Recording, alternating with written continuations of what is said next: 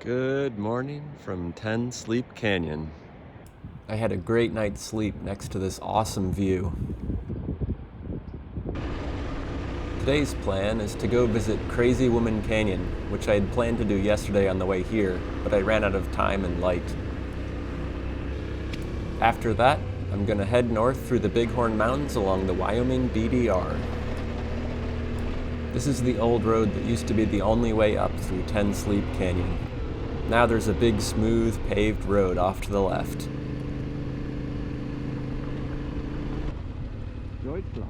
That is a fancy camping rig all the way from Germany.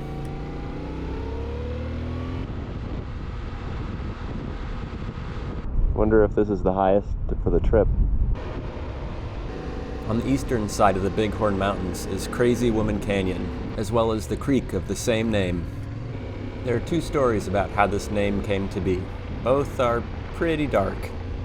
In one, a young woman is the sole survivor of an attack on her village.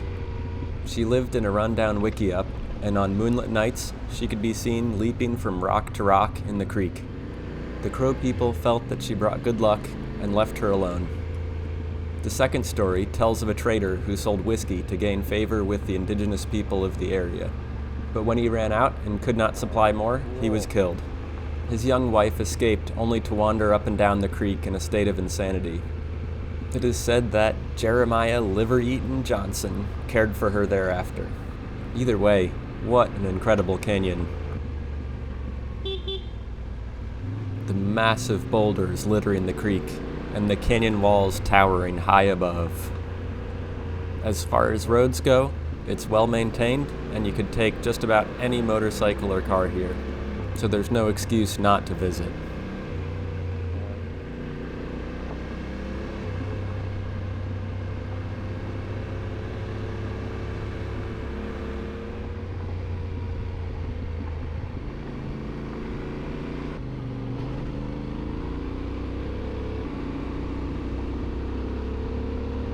It's amazing how the mountains just end here. To the east are 120 miles of plains until the isolated mountain range of the Black Hills. Time to turn around and go find that BDR route. I certainly don't mind riding through the canyon again. Oh my god, that's beautiful.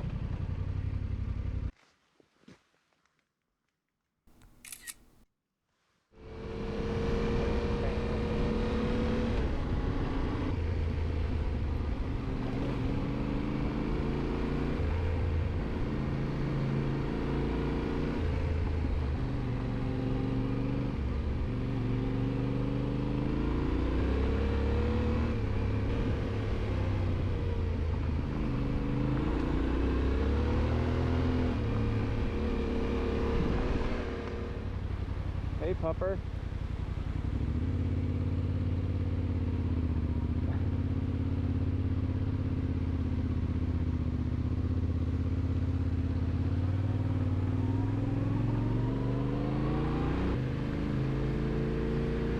These beautiful limestone cliffs have a way of making you feel small and remind you of the immense power of nature. It must be a pretty big job keeping this road passable in such a narrow canyon.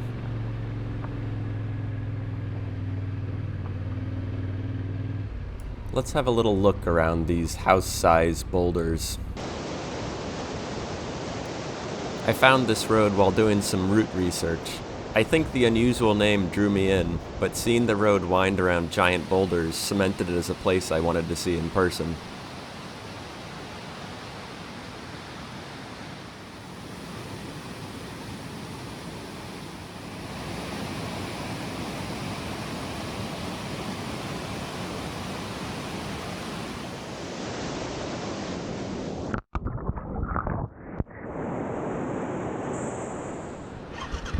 Let's go. Wait, must do the thing. Yep. Cut.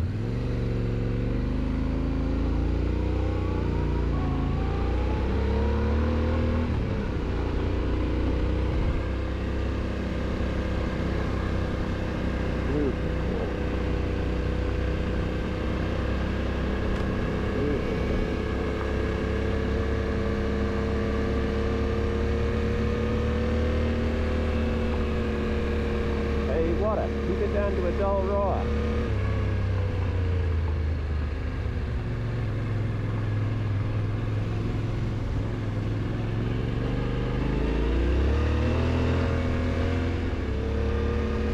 This is such a cool way to climb a couple thousand feet up into the Bighorn Mountains.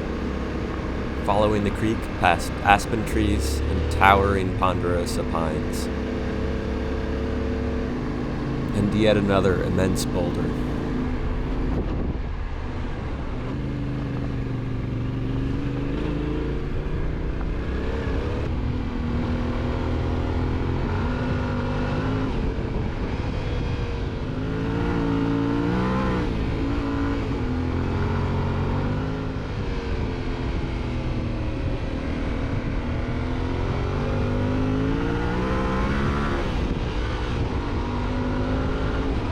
Now it's time to find some fuel before heading into the mountains.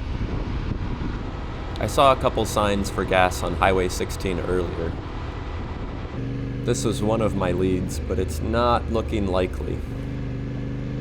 There was a fuel sign at the beginning of the road, but maybe only in the winter when the chairlift is running.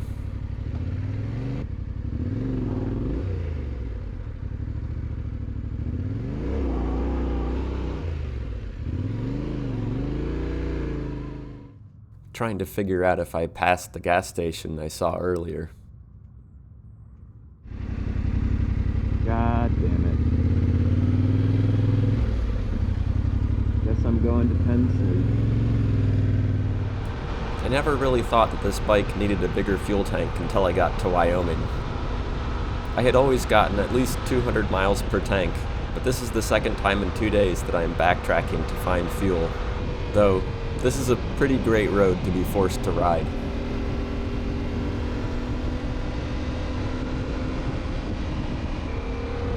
I would have thought a Miata would be going faster through these curves.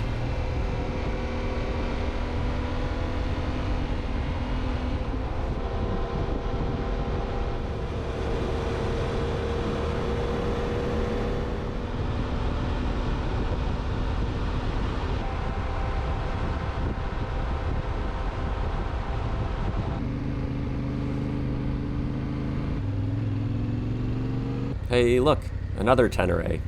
This guy was also looking to get back into the mountains to avoid the heat that was coming. And back up the canyon we go.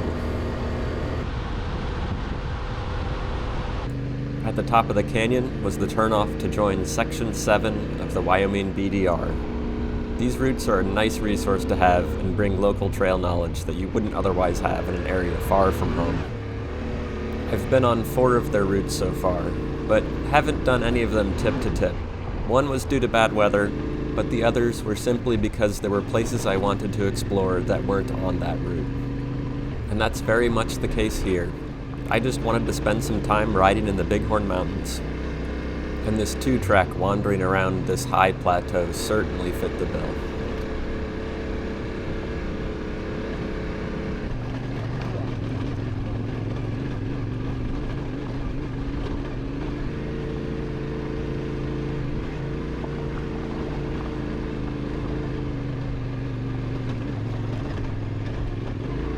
Here's an offshoot that makes its way to some sort of weather station.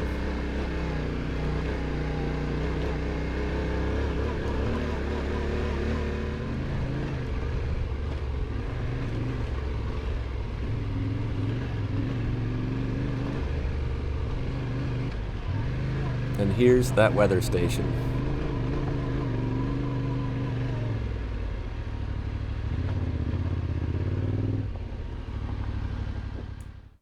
It made a good spot to take a break, call home, and have a snack. Suppose I've climbed in elevation a little bit. This olive pack is about to pop.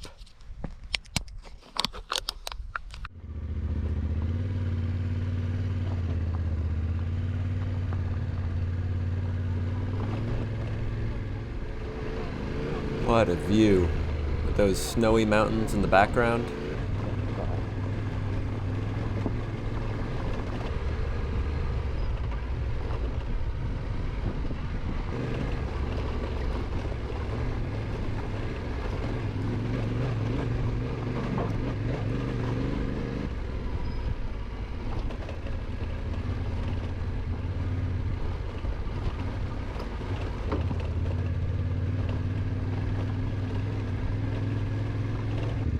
Never trust a puddle. Especially out here by myself in the middle of nowhere.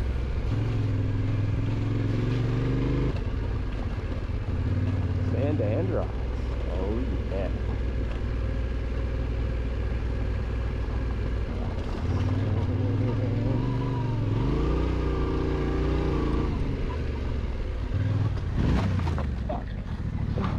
It really looks like I had a case of target fixation here. I'm pretty sure aliens helped me pick the bike up and then erased all evidence. The bike was still pointing the wrong way, of course.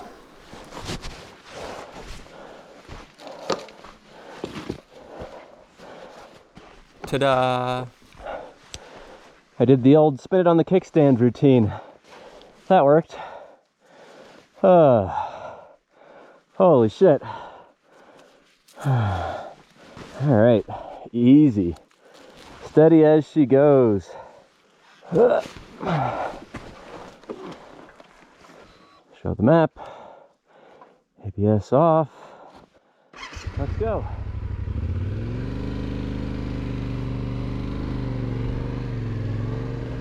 Thank you, boots. Did a good job.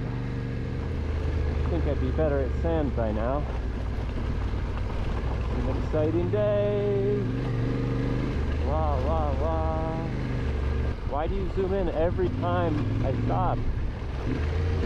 I had neglected to upload the BDR tracks to the GPS, so I was relying on the Revzilla app, which worked, but my gloves don't work with the phone screen, and I couldn't find a way to keep the app from zooming all the way in every time I slowed down or stopped. It made for a slightly frustrating experience.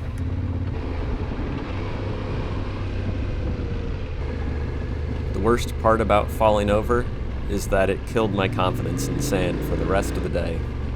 And there was quite a lot of sand on the way down toward Hyattville.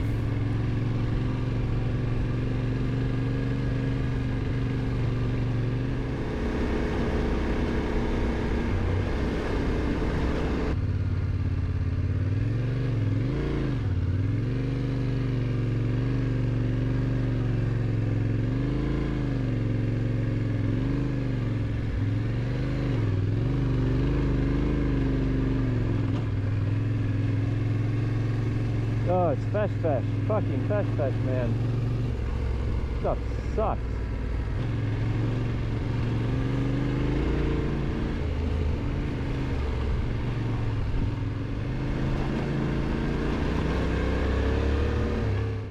So, somewhere on the trail, I seem to have lost my water bag, and it is awfully hot.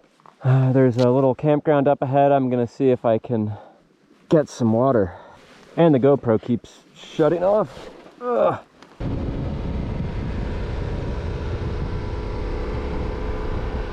Ran across some nice people while I was looking for water at this campground, this archaeological site. You can see there are petroglyphs in the wall there, and also older ones from 1916 and 1919 of probably ranchers. But let's go find some elevation because it's really fucking hot here.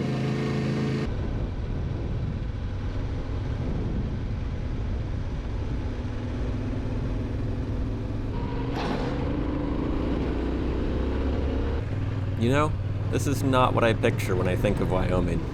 There is such an incredible diversity of scenery here.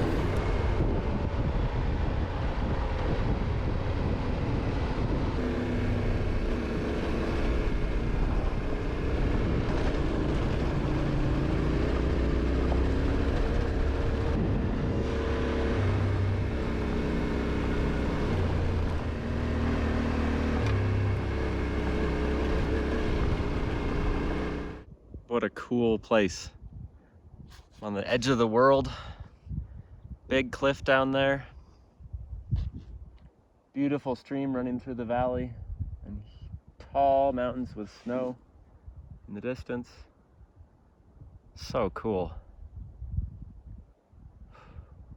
Kind of a hot day for off-road though. At least it dropped in the 70s up here, or I think up above 9,000 feet.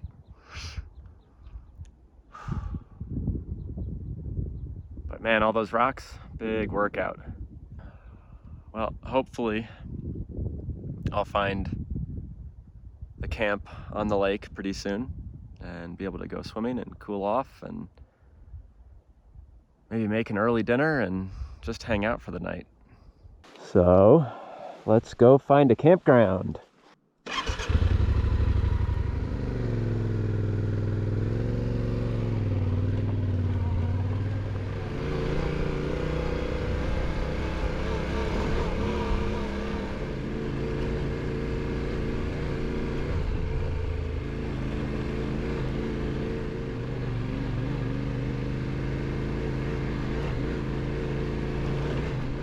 I found my campsite on a lake. It started raining a little bit after I got my tent set up, so I went in and I was so tired that I took a nap for about an hour. And now the rain stopped, the sun's out. It's beautiful out except for the mosquitoes, but I think the fire's helping a little bit. And I'm just waiting for my dehydrated gourmet mushroom risotto to finish. Dehydrating? Cooking? Whatever it is. We'll see how it is. After that day, pretty much anything's gonna taste amazing. I think I definitely underestimated my fatigue level, and probably to some extent the seriousness of the route. It was good to have a relaxing afternoon. I rode 160 miles today. If you're still here, thanks for coming along. And stay tuned for some big mountain passes.